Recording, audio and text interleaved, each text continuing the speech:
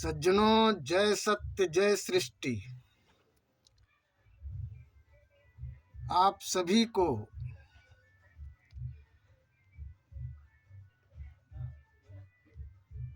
हमारा सादर प्रेम भरा नमस्कार। आज हम चर्चा करते हैं ईश्वर के संबंध में। कुछ लोग प्रश्न करते हैं कि ईश्वर का अस्तित्व है कि नहीं है। कहते हैं ईश्वर है कि नहीं है, इस विषय में बहुत से लोग दिग्भ्रमित हैं और चर्चा करते हैं, प्रश्न पूछते हैं। तो आज इसी विषय पर चर्चा करते हैं कि ईश्वर का अस्तित्व क्या है, ईश्वर है कि नहीं है। सज्जनों, ईश्वर को ईश्वर के द्वारा ही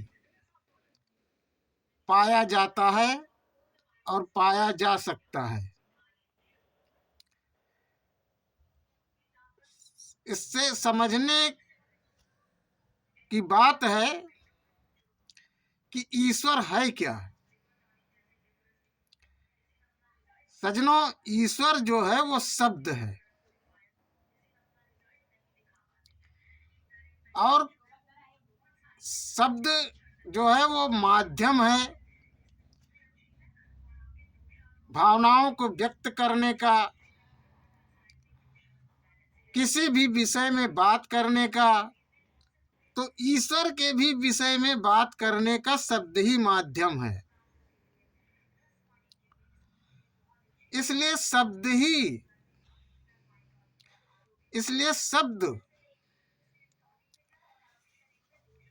ही के द्वारा कोई भी आध्यात्मिक पुरुष हो, कोई भी गुरु हो, कोई भी हो, वो अपनी बात को शब्द के माध्यम से ही आपको कहेगा, आपसे को समझाएगा।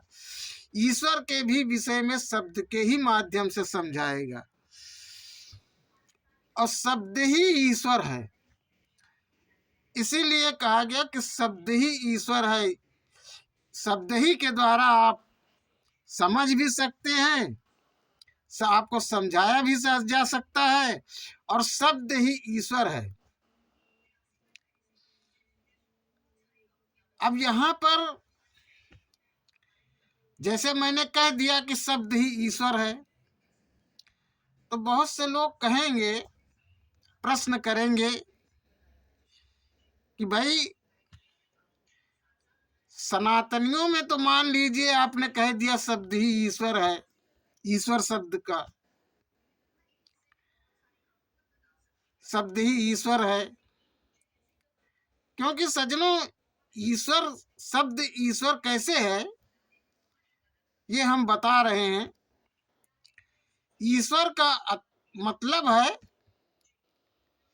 ईश्वर, ये जो स्वर निकल रहा है, ईश्वर को ही ईश्वर कहा गया है। अर्थात ये जो शब्द निकल रहे हैं, जो आवाज निकल रही है, यही ईश्वर है। अब यहाँ बहुत सारे लोग प्रश्न करेंगे कि चलिए मान लिया कि आपने कहा कि ये जो आवाज निकल रही है, ये जो ईश्वर, ये जो स्वर निकल रहा है, यही ईश्वर है। तो सनातनियों में इसको ईश्वर कह दिया गया, लेकिन और संप्रदायों में और मजहबों में, इस्लाम में, सिख में, ईसाई में और जो है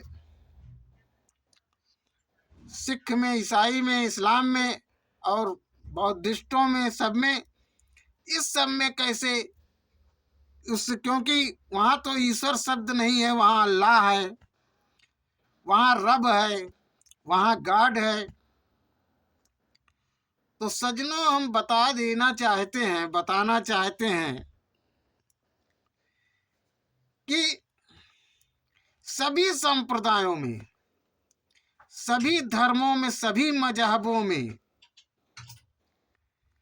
सब मजहब में शब्द को ही ईश्वर कहा गया है। उसी शब्दों को ही ईश्वर कहा गया है। इस्लाम में भी उसे इस्म आजम अल बातिन कहा गया।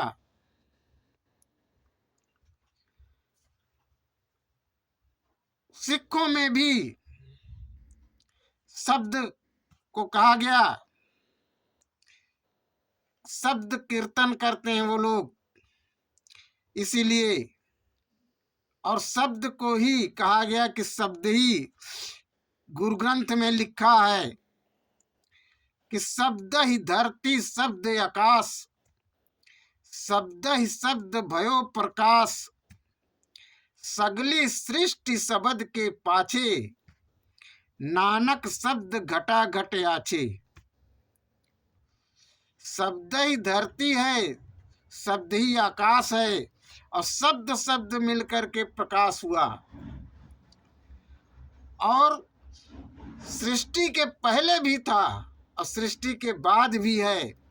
और आदि सच जुगादि सच, नानक है भी सच, होशी भी सच।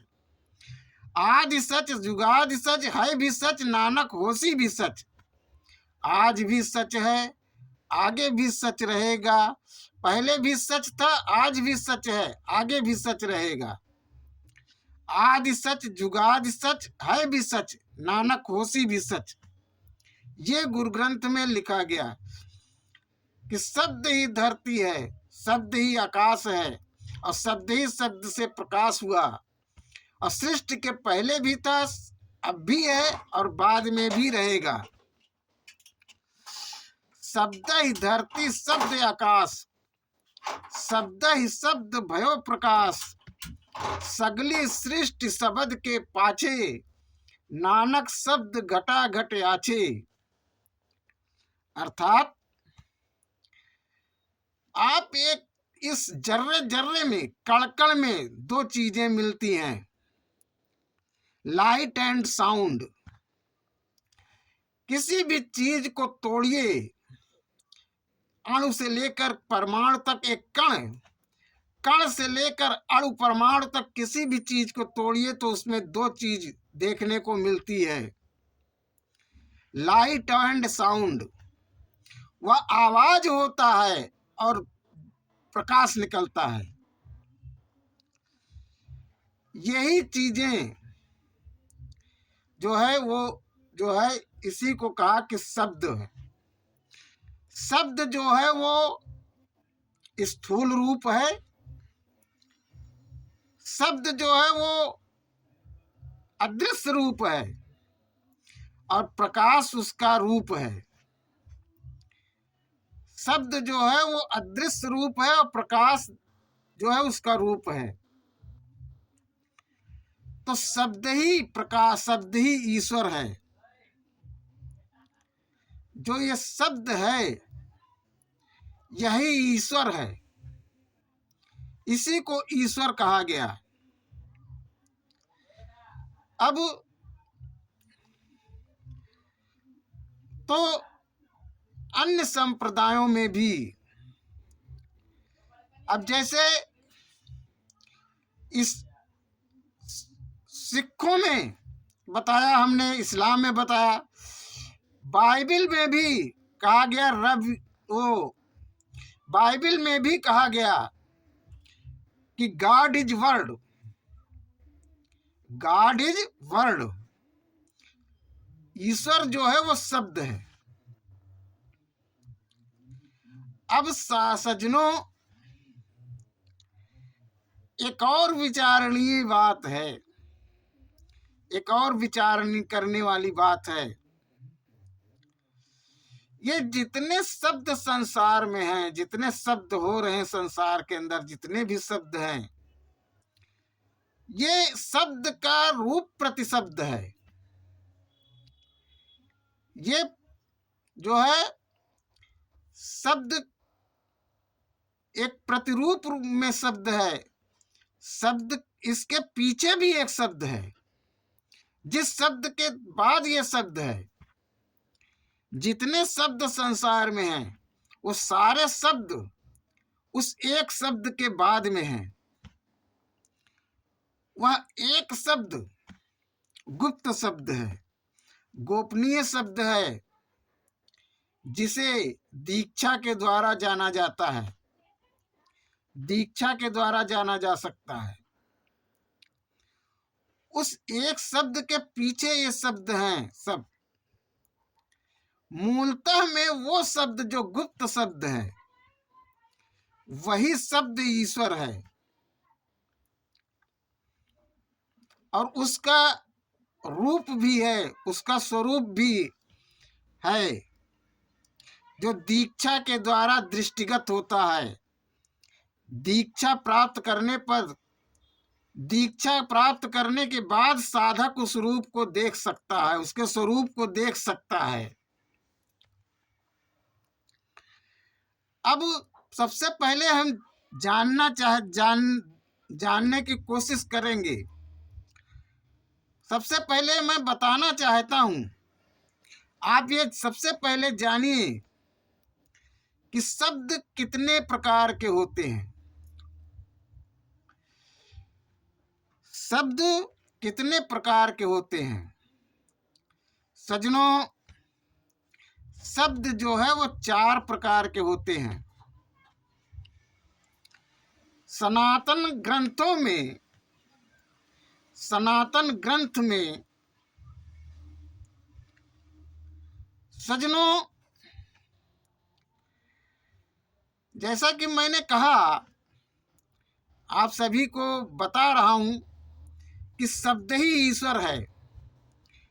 शब्द ही ईश्वर है, इसको शब्द ब्रह्म भी कहा गया। शास्त्रों में, सनातन ग्रंथों में इसे शब्द ब्रह्म कहा गया, नाद ब्रह्म कहा गया। शब्द ब्रह्म भी कहते हैं, नाद ब्रह्म भी कहते हैं शब्दों को।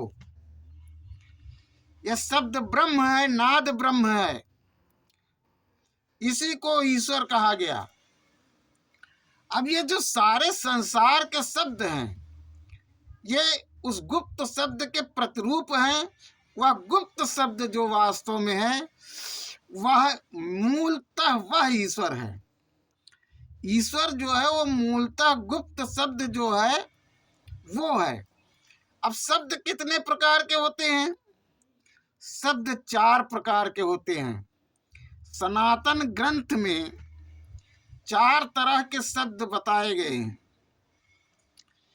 परा, पश्यन्ति, मध्यमा और वैखरी। ये 4 प्रकार के शब्द होते हैं। परा का मतलब है जो बोलने में नहीं आता, जो परे है, जो अव्यक्त अक्षर है, जिसे गीता में अव्यक्त अक्षर कहा गया। रामचरितमानस में, रामायण में भी अव्यक्त अक्षर कहा गया। वो व्यक्त नहीं हो सकता, वह इस तन के भीतर, हृदय के अंदर है। वह अव्यक्त अक्षर, वह व्यक्त नहीं हो सकता। उसे जाना जा सकता है, समझा जा सकता है, लेकिन उसे व्यक्त नहीं किया जा सकता। वो व्यक्त हो ही नहीं सकता, वो व्यक्त हो नहीं पाता है, इसलिए उसे व्यक्त किया ही नहीं जा सकता, ना वो व्यक्त हो सकता है, क्योंकि वो व्यक्त नहीं हो सकता। वो अव्यक्त अक्षर है। इसीलिए कहा कि मन मंदिर तन भेष कलंदर, घट ही तीरथ नावा, एक शब्द मेरे प्राण बसत हैं, बहुर जन्म नहीं आवा। ये मन ही मंदिर है, और तन जो है वो भेष कलंदर है, और इसके अंदर ही सारे तीर्थ समझो है। और वो शब्द प्राणों में बसता है, जो जिसके द्वारा जिसको जान लेने पे ये ज्ञान होता है कि पुनर्जन्म होता है कि नहीं होता है। तो सज्जनों, वो 4 प्रकार की वाणी है। पश्चंती यहाँ से उठती है और यहाँ आकर के मध्यमा होती है, और जब बोली जाती है तो वैखरी कहलाती है। 3 ये वाणी है। पश्चंती यहाँ से उठती है नाभि से, नाभि से पश्चंती उठती है और गले में आकर के मध्यमा कहलाती है, और जब बोली जाती है तो वैखरी कहलाती है। ये 3 वाणी हो गई। चौथी वाणी परा के विषय में हमने आपको बताया कि वो अव्यक्त अक्षर है, वो बोली नहीं जा सकती, उसे जाना जा सकता है। मूलतः जो वो परा वाणी है, जो परा शब्द है, जो अव्यक्त नहीं हो सकता, वो अव्यक्त अक्षर ही ईश्वर है।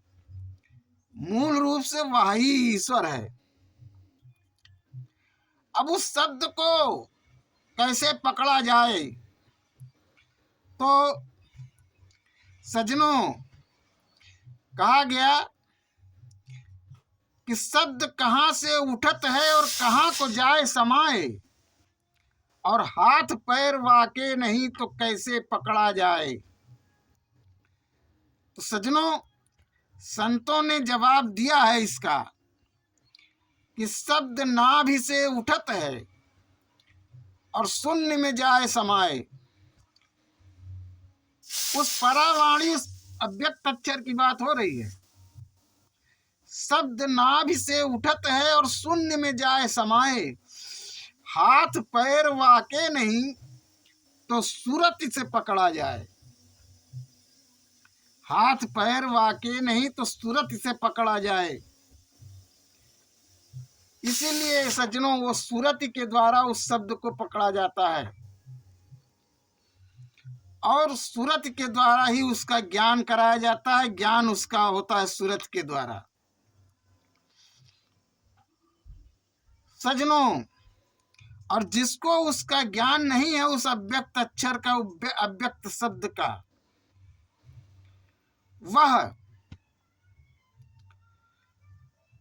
वह ईश्वर को कैसे प्राप्त करेगा?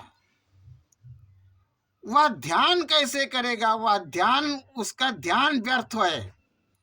वह वास्तविक ध्यान कर ही नहीं सकता है, वह वास्तविक विपස්සना नहीं कर सकता है, क्योंकि शब्द के बिना, तथागत बुद्ध ने कहा, तथागत बुद्ध के भी जिस शब्द की बात हम कर रहे हैं, उस शब्द के विषय में, उस नाम के विषय में तथागत बुद्ध ने भी बात की।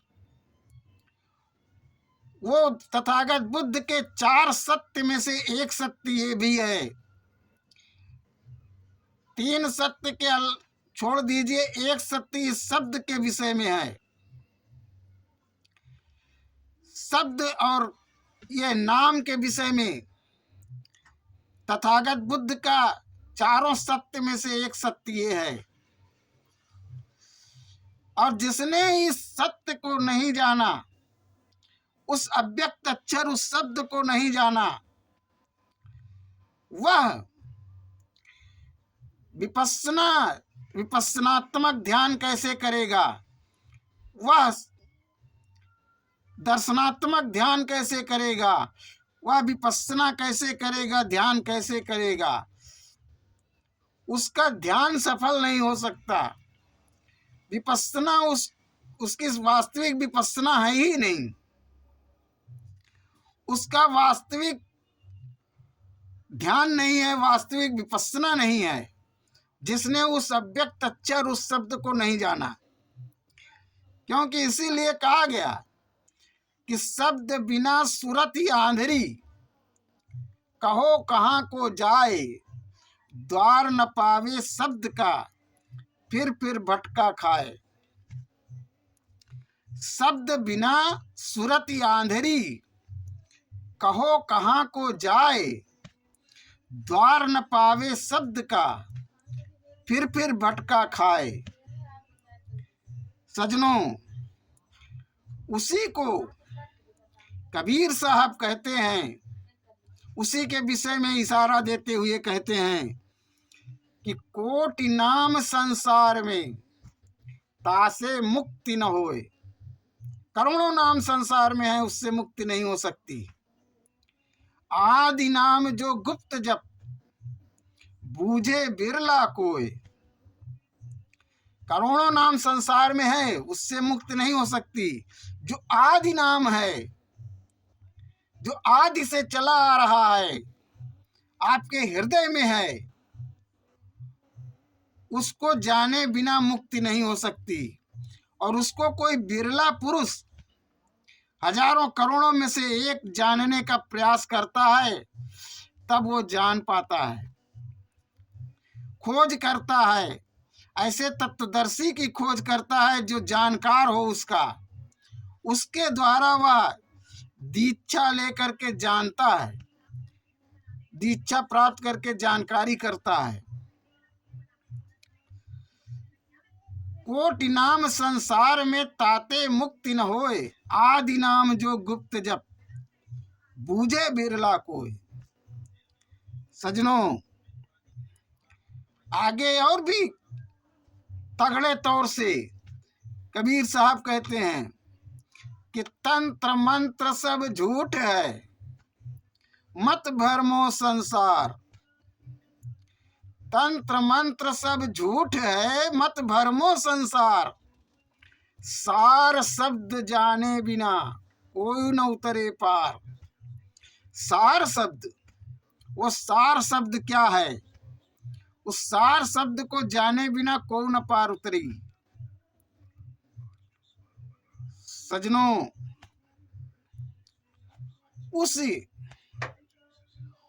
उसी के विषय में कहा कबीर साहब ने,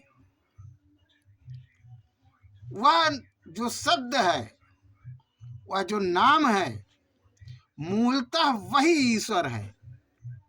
उससे ही सारे शब्द संसार के निकलते हैं, सारे शब्द होते हैं।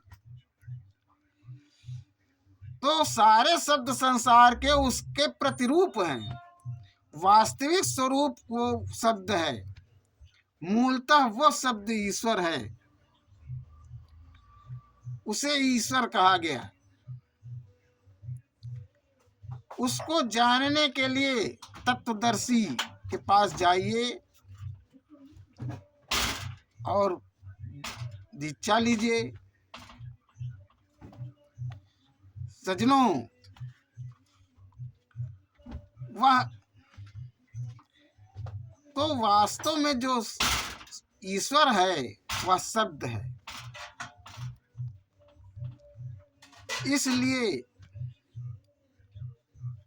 शब्द को, उस शब्द को जानने के बगैर जीवन में कुछ प्राप्ति नहीं हो सकती, ना वास्तविक ध्यान कर सकते हैं। इसलिए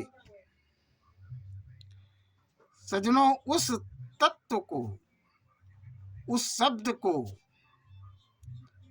के विषय में बहुत सारी बातें हैं।